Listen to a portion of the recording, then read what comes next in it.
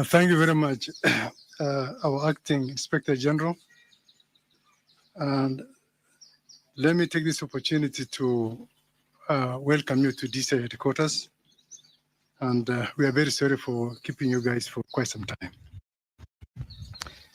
In our relentless efforts to deliver justice dumping site matters, and for us to give closure to the devastated family, we have this morning arrested the prime suspect, already identified to you guys by the Acting Inspector General, known as Collins Jumaisa Halusha, 33 years old. The suspect was arrested at Soweto in Kayole Sub-County this morning at around 3 a.m. in a joint operation by the DCI and the National Police Service officers. He was arrested outside a club where he had gone to watch the Europe 2024 football finals. His pursuit and subsequent arrest followed a very thorough forensic analysis of a mobile phone that belonged to victims, namely Josephine Mulongo Owino, where some mobile money transactions were conducted on the very, very day Josephine went missing. Upon arrest of the suspect, he led our officers to his single-room rental house in Kware, which is located about 100 meters from the crime scene. That is the Kware Dam, where the bodies and the body parts have been recovered. We conducted a quick search in the house, which led to recovery of the following very, very crucial exhibits. We were able to recover 24 Airtel SIM card holders with new SIM cards, 8 smartphones and 2 feature phones, 1 laptop and 1 2 flash drives and a memory card, much that we used to dismember the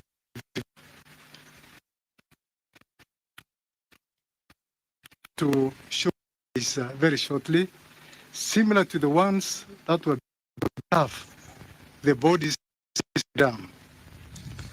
1 pair of national identification cards for men and 2 ID cards for women.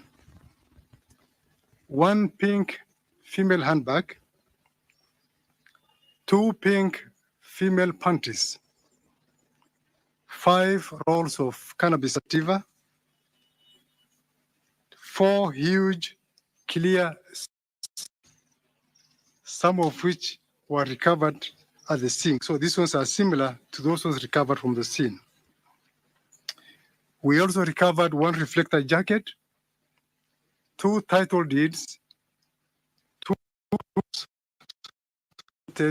documents.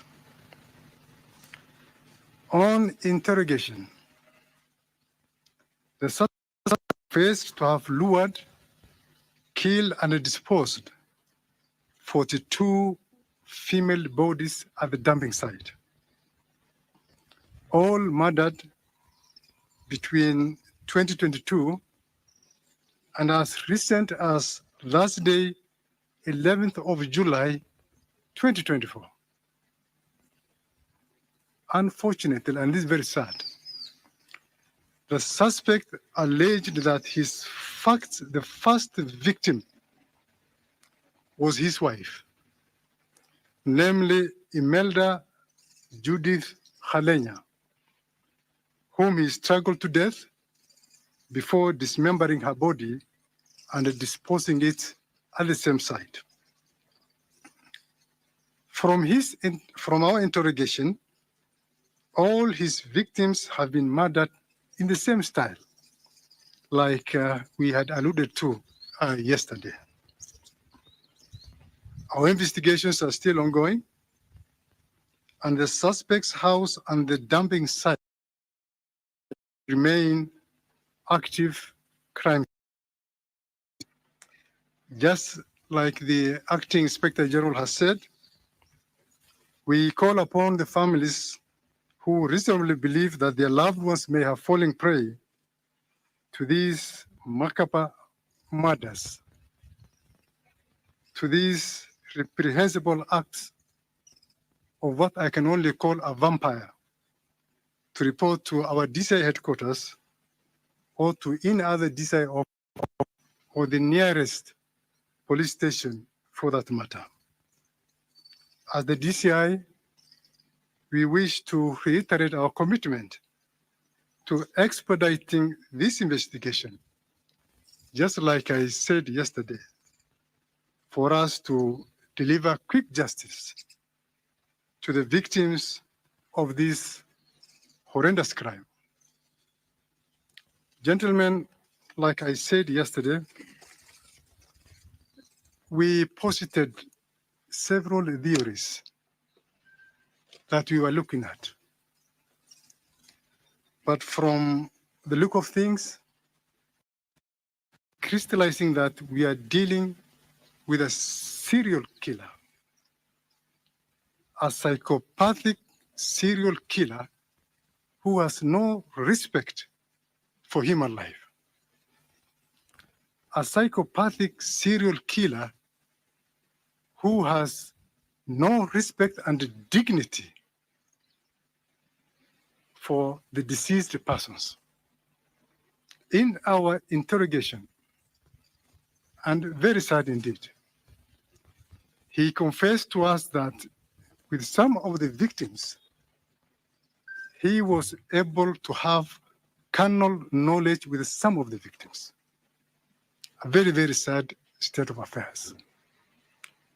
As we were apprehending him last night, or even this morning, he was in the process of luring another victim by the name Susan.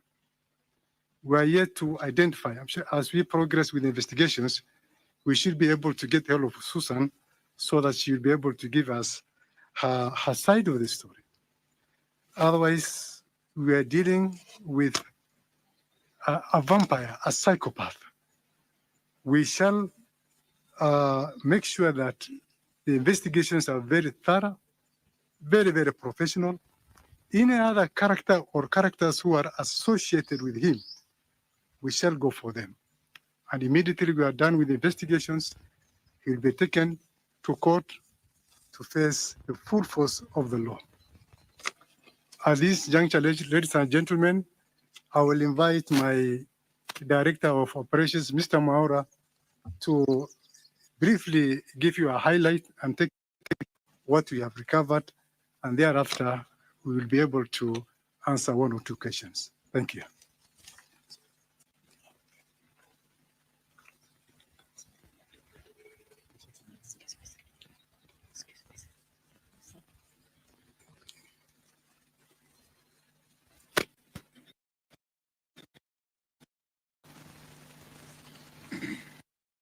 You can come closer if you want.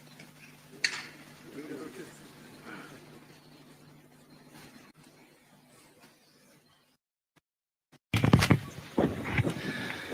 Good morning, everyone. This morning, we visited the house of our suspect, and we were able to recover from him one smartphone. That is the first one here. Then we proceeded to his house, and we recovered some other 7 smartphones, which are displayed as well, and then 2 other phones. Also in the same house, we were able to recover 2 hard drives that we believe have got enough information. In his phone that he had at hand, there were pictures of ladies, photos, and some video videos that he had recorded. We also recovered 2 USB and memory card. We as well recovered 9 ID cards, 6 for men and 3 for ladies. We also recovered 24 Airtel SIM cards, their holders, which we believe he has used the IDs to register them. And these are the ones he has been using in the commission of crimes. We as well recovered industrial gloves, which we believe he was using while dismembering his victims. We appreciate that we also recovered a rope that resembles the ones that was used to tie up the sacks. We have nylon bags, 12 of them, which as well resemble the nylon bags that were recovered with bodies that were dismembered inside the dam. We have a lady's purse, which we suspect belongs to one of his victims, a reflector jacket. We have a laptop that was also recovered. We have a machete that in the course of investigation, he confesses to have been using to dismember. We have 2 underwears, which belongs to the victims. There are also 2 title deeds that are in his name, and some notebooks that he has records that we believe will be very important in the course of our investigation. He also had some Kenyan money with him and 5 sticks of suspect. We have our suspect with us still going on. Thank you, sir. I had forgotten the cell tapes, 4 of them. Those who were corrected from the dam, there are some elements of these cell tapes which he believes sometimes could have been used to tie up the dismembered parts of the body and as well to mask them mouths so that the victims do not make noise. Thank you.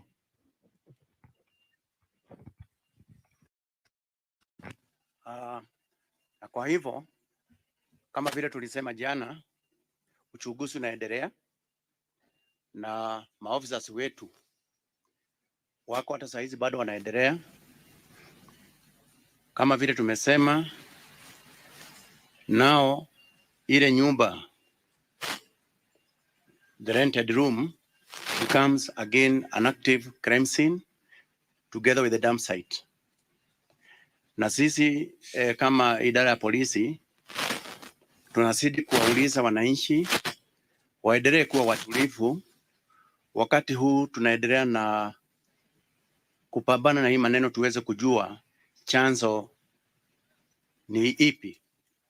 Kwa hivyo tunawauliza wazidi kuwa watulivu, wasaidiane na sisi.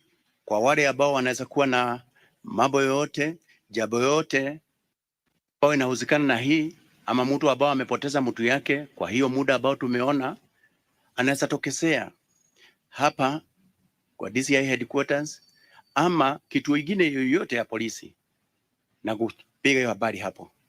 Sisi na nyinyi kusaidiana nyinyi, we count on you, the members of the fourth estate and everybody else, to work together to support us so that we can be able kujua nini hii na chanzo yake ni nini. Asanteni sana.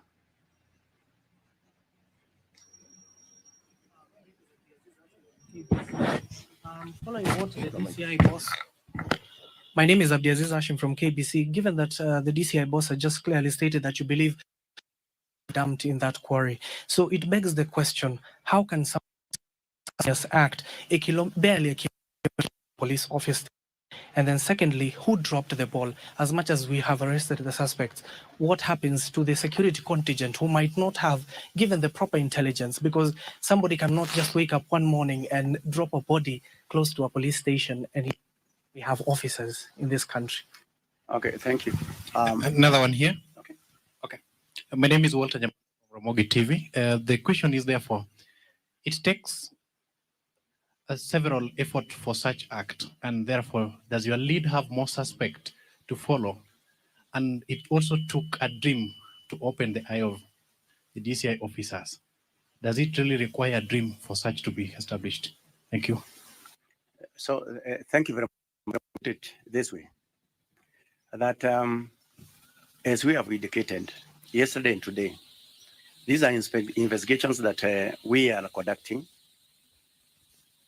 We are going to get to understand all the issues surrounding this matter, because the experts are on it. They are going to continue providing us with information. And that is exactly why we are calling upon anybody, everybody, or the members of the public, anyone who could be having any kind of information that can assist us to come forward and do that. Thank you.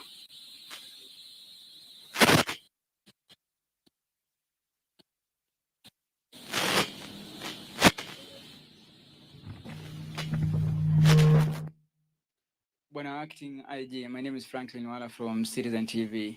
I understand there's another suspect in custody. I don't know who is this second suspect in custody and what was his role in this whole incident. Another question. You mentioned that the first victim was Imelda Hamenya. Missing person report filed about her disappearance, and maybe what was the progress of the investigation? Have you been able to talk to the families? Thank you. Okay, thank you. Thank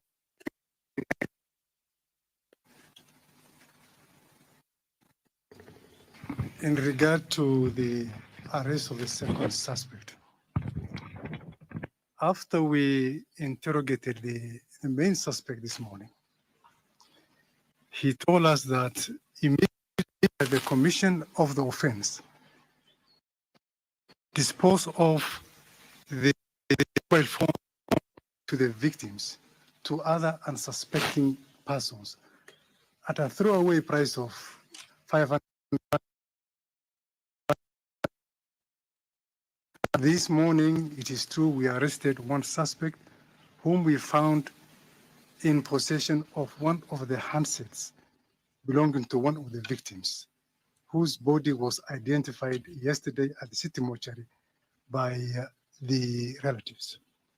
So I've taken him as an accomplice or as a witness, whichever way the investigations will take us. In terms of dreaming, we are not dreamers as believe in dreaming. We are guided by professionalism. Even before the said Josephine prophesied what she prophesied, we had our work plan clearly cut for us. And we were doing it methodically and very, very professionally.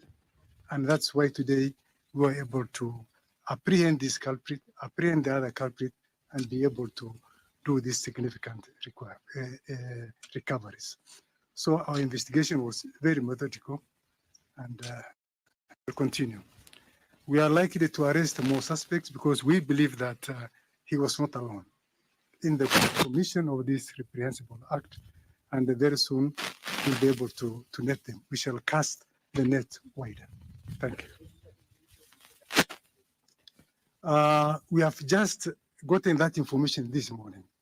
So we are digging into archives, and maybe in the course of the day, we'll be able to follow that, that allegation. Thank you.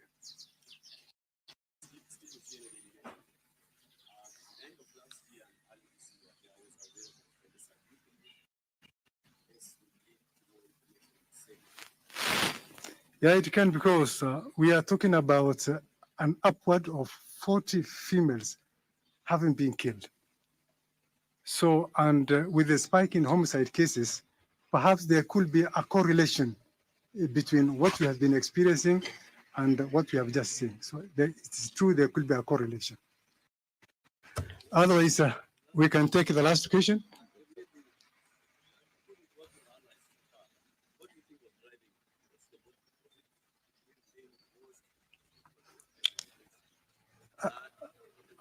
Actually, that was an area of interest to us. what is it that motivated this young man to do what he did? And what he told us was that he was married to his first wife in 2022. He started for her a business. She squandered the business. Started for her another business. She business. And out of bitterness, he chopped her into pieces and dumped her at the quarry.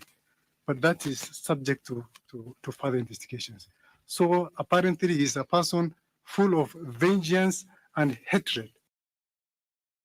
And he had a special predilection for beautiful women, according to what he told us. Although beauty is subjective, what could be beautiful to a person, but he had a predilection for beautiful women, according to his testimony. No, not really. You can get a good picture when we parade him before court.